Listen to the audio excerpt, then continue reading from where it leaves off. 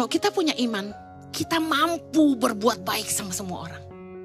Karena Tuhan Yesus adalah sosok kebaikan bagi dunia. Bagaimana Anda mau menceritakan kasih Tuhan kepada orang kalau Anda sendiri tidak baik?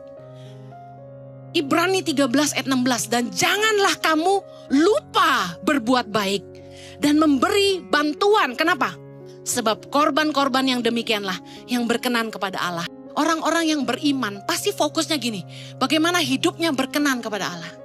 Orang yang beriman pasti akan selalu bertanya, apa yang dia bisa lakukan untuk menyenangkan hati Tuhan. Dan yang menyenangkan hati Tuhan, korban yang harum yang berkenan kepada Tuhan, salah satunya adalah ketika kita berbuat baik. Ketika kita peduli orang lain. Amsal 19 ayat 17 berkata, siapa menaruh belas kasihan kepada orang lemah, memiutangi Tuhan yang akan membalas perbuatannya itu. Ketika kita naruh belas kasihan buat orang lemah, kita percaya yang balas bukan mereka, yang balas Tuhan, itu iman. Orang kalau gak punya iman gak akan baik sama orang.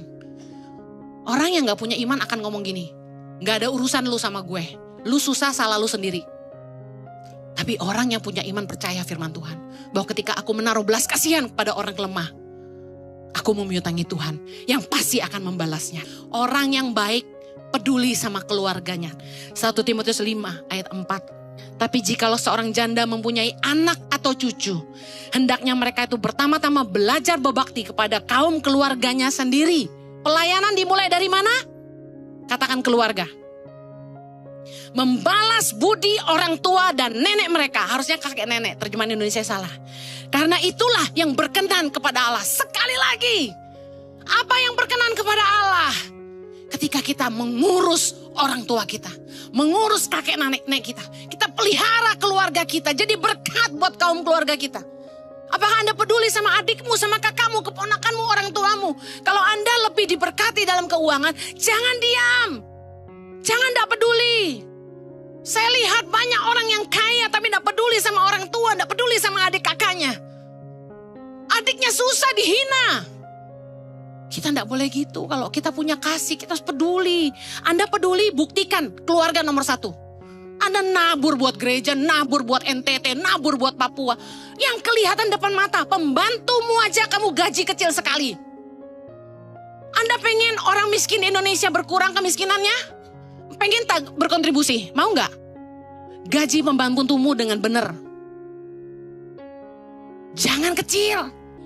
Mari. Gereja Tuhan bangkit. Mari jadi seperti Yesus. Kisah Rasul 10:38 berkata, yaitu tentang Yesus dari Nazaret, bagaimana Allah mengurapi dia dengan Roh Kudus dan kuat kuasa. Dia yang berjalan berkeliling sambil berbuat baik. Wow. Dan menyembuhkan. Keren gak sih? Anda berjalan berkeliling sambil berbuat baik gak? Atau berbuat yang baik-baik? Ayo, umat Tuhan, nyatakan imanmu dalam kasihmu.